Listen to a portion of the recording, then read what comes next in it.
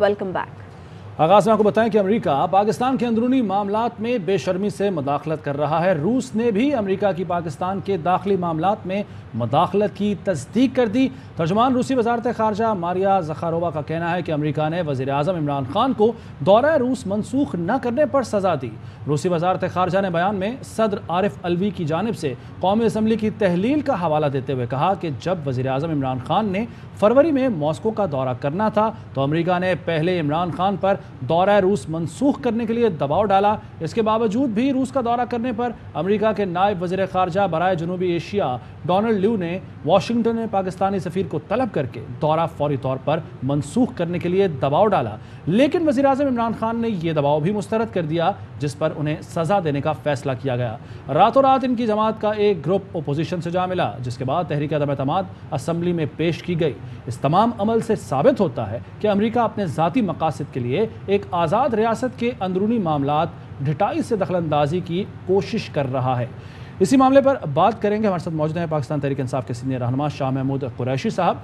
कुरैशी साहब अस्सलाम वालेकुम, बहुत शुक्रिया आपके वक्त का। सर, अब तो साबित हो गया, अब तो रूस ने भी ये कह दिया कि अमेरिका पाकिस्तान के अंदरूनी मामलात में मुदाखलत कर रहा है और बड़ी बेशर्मी से मुदाखलत कर रहा है, और वजह वही निकली कि रूस का जो दौरा जिससे मना किया था इमरान खान को दौरा करने से, वो एक बड़ी वजह इसकी। देखिए, मैं आपको असूली बात करना चाहूँगा। असूलन किसी आज़ाद खुद मुख्तार मुल्क के अंदरूनी मामलात में मदाखलत नामुनासिब है।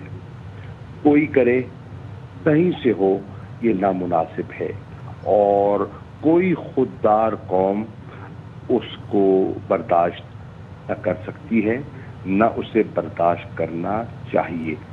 अब सवाल ये है कि नेशनल सिक्योरिटी कमेटी जिसका इजलास बुलाया जाता है, मैं उस इजलास में खुद शरीक नहीं था, लेकिन मुझे मालूमात मिली, मैं चीन में था, तो उस नेशनल सिक्योरिटी कमेटी का इजलास वज़ीर आज़म बुलाते हैं। उसका मकसद क्या था? उसका बुनियादी मकसद यही था कि इस कम्युनिकेशन के बाद जो सूरत हाल ने जन्म लिया है, इस पर तबादला ख्याल किया जाए और उस तबादला ख्याल को सामने रखकर अगला लाएअमल तय किया जाए। अब दो चीज़ें नेशनल सिक्योरिटी कमेटी के इजलास के इख्तिताम पर सामने आई।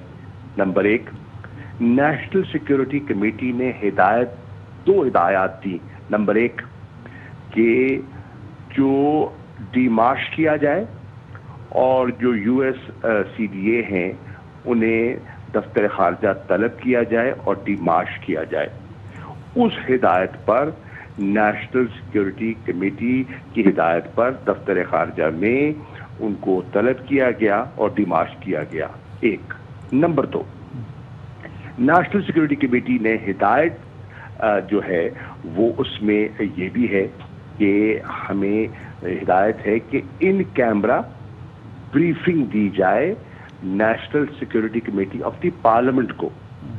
उसके मुताबिक नेशनल सिक्योरिटी कमेटी जो पार्लियामेंट की है उसका इजलास तलब किया गया और उसमें सबको दावत दी गई ताकि उनसे भी शेयर किया जाए पाकिस्तान की तशवीश को। ये और बात है कि तलब होने के बावजूद जो हमारे अपोजिशन के मेंबर्स वहां तशरीफ नहीं लाए, उन्हें आना चाहिए था। कौमी जिम्मेदारी का तकाजा था, उन्हें आना चाहिए था। अगर उन्हें कम्युनिकेशन पर कोई एतराज है, कुछ चीज है, तो वहाँ एक मीटिंग कन्वीन की गई नेशनल सिक्योरिटी कमेटी की हिदायत पर, वहाँ उस एतराज को उठाना चाहिए था। उनके सवालात थे, उनको उठाने चाहिए थे और उनको मेरी नज़र में मुनासिब जवाब भी दिया जा सकता था। अखबारात में ये जो उठा रहे हैं वो मुनासिब नहीं है। एक फोरम अवेलेबल है, एक कानूनी पार्लिमानी फोरम अवेलेबल था, उसमें उनको कोई उनकी तशवीश थी, उनके सवालात थे, उठाने चाहिए थे और उन्होंने ऐसे करने से कतराए। क्यों कतराए, ये सवाल उठता है। बहरहाल सवाल ये है कि मामला इस वक्त अदालत में है। आपके इल्म में है कि इस पे एक रूलिंग आ चुकी है وہ رولنگ جو ہے وہ زیر بحث ہے عدالت عظمیٰ کے سامنے، اس لیے مجھے محتاط گفتگو کرنی ہے، کیونکہ جوڈیشری نے، ہماری اعلیٰ عدلیہ نے اپنی اوپینین سب کو سن کر قائم کرنی ہے۔ ابھی اپوزیشن کا نقطہ نظر وہ سن رہے ہیں، ہم بھی اپنا موقف پیش کریں گے عدالت میں جو پیشی ہو رہی ہے، آج بھی تاریخ ہے، اور پھر جو عدالت عظمیٰ ہے وہ اپنا فیصلہ صادر فرمائے گی۔ لیکن بات یہ ہے کہ اس وقت بہت سے دوست ممالک کو تشویش لاحق ہو رہی ہے۔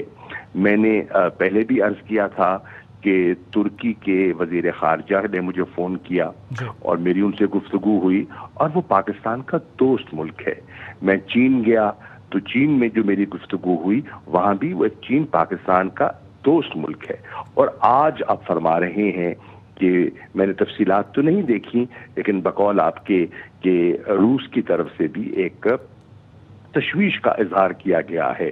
اب یہ ساری صورتحال بحیثیت ایک شہری کے، بحیثیت ایک پاکستانی کے میں سامنے رکھوں تو میں سمجھتا ہوں اس بھنور میں جس میں ہماری کشتی پھنسی دکھائی دے رہی ہے، میری نظر میں دیانتدارانہ طور پر اس کا واحد حل یہ ہے کہ ہم اس بحث و تمیز سے باہر نکلیں اور ایک فریش مینڈیٹ کی طرف جائیں۔ عوام فیصلہ دے کہ آئندہ کی ذمہ داری وہ کس کو دینا چاہتے ہیں، اور اگر ہم اس میں الجھے رہے اس کا نقصان کیا ہوگا۔ آپ دیکھ رہے ہیں کہ کل سٹاک مارکیٹ کریش ہوئی ہے، آپ دیکھ رہے ہیں یہ بے یقینی کی صورتحال ہماری معیشت پر ایک منفی اثر جو ہے وہ مرتب کر رہی ہے۔ یہ عدم استحکام جو ہے معاف کیجیے جی، یہ عدم استحکام جو ہے وہ پاکستان کے لیے مناسب نہیں ہے۔ اب افغانستان کی صورتحال کو دیکھیے، ہم وہاں امن اور استحکام کی کوشش کر رہے ہیں۔ اب مت بھولیے ہندوستان کوئی موقع نہیں چھوڑتا جو پاکستان پر وار نہ کرے، نشانہ نہ بنائے، اور آپ نے ابھی دیکھا کہ 9 مارچ کو انہوں نے بقول ان کے ایک ایکسیڈنٹل فائر کر دیا اور 124 کلومیٹر اندر میاں چنو کے قریب آ کے ان کا ایک میسائل گرتا ہے۔ یہ تو اللہ کا لاکھ شکر ہے کہ کوئی جانی نقصان نہیں ہوا۔ یہ ایکسیڈنٹل فائر جو ہے یہ ایکسیڈنٹل وار کا نتیجہ بھی ہو سکتا تھا، اور میں نے فی الفور اقوام متحدہ کے سیکرٹری جنرل کو خط لکھا، میں نے فی الفور سلامتی کونسل کی نوٹس میں لے کر آیا کہ یہ اتنی بڑی حماقت اور اتنا بڑا تجاوز کیا گیا ہے، اس کا فی الفور نوٹس لینا چاہیے۔ بالکل، آپ یہ لے کر آئے سلامتی کونسل کے نوٹس میں بھی، اور اس کا نوٹس لیا جانا چاہیے تھا۔ بہت شکریہ شاہ محمد قریشی صاحب، آپ نے بات کی ہم سے۔